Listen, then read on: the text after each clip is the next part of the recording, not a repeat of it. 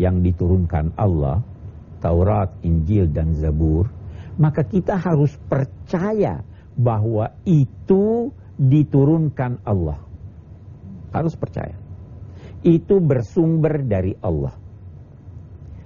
Tetapi Allah juga menyampaikan pada kita bahwa kitab suci yang ada di tangan orang Yahudi sekarang dan di tangan orang Nasrani sekarang sudah terjadi perubahan-perubahan. Walaupun bukan semua yang berubah, tapi ada perubahan. Maka untuk mempercayainya kita katakan begini. Al-Quran itu menjadi saksi terhadap kitab-kitab suci itu. Sehingga rujukan kita pada Al-Quran. Kalau isi kitab Taurat atau Injil atau Zabur itu sama sesuai dengan Al-Quran, kita percaya bahwa ini dari Allah. Kalau tidak sesuai dengan Al-Quran, kita katakan ini kita tidak percaya. Kalau bertentangan.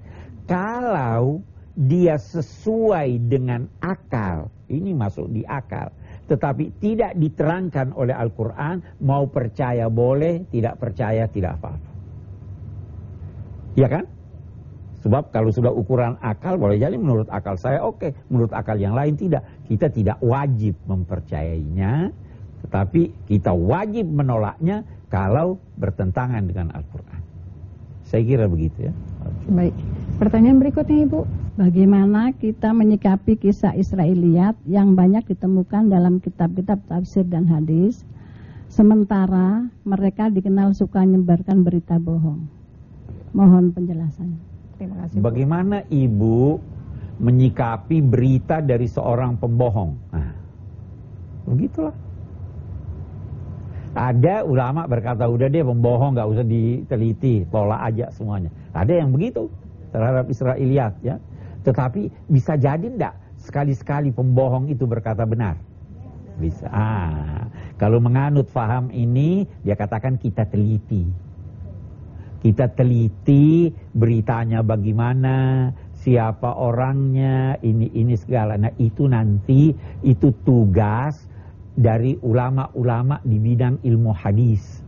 Jangankan Israiliyat, ucapan dari seorang muslim pun yang berkata Nabi bersabda begini, kita juga harus teliti. Kenapa? Kita tidak ragukan nabinya. Yang kita ragukan orang ini, jangan sampai dia lupa, jangan sampai dia keliru, jangan sampai dia bohong. Jadi dilakukan penelitian, itu ada ilmunya tersendiri. Nah, begitu juga halnya dengan Israiliyat, itu adalah berita-berita, kisah-kisah yang disampaikan oleh non-muslim, yang seringkali kitab-kitab tafsir lama penuh dengan Israiliyat itu.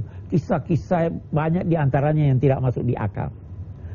Umumnya yang membuatnya adalah orang-orang Yahudi, boleh jadi orang Yahudi yang masih tetap dalam keislaman mereka, ke agama mereka, bisa jadi juga ada di antara mereka yang sudah masuk Islam, tetapi dia sebarkan itu. Saya kira begitu Bu, sikap kita terhadap Israiliyat. Nanti kita lanjutkan kembali Pak. Pemirsa, kami akan segera kembali lagi setelah pesan-pesan berikut ini.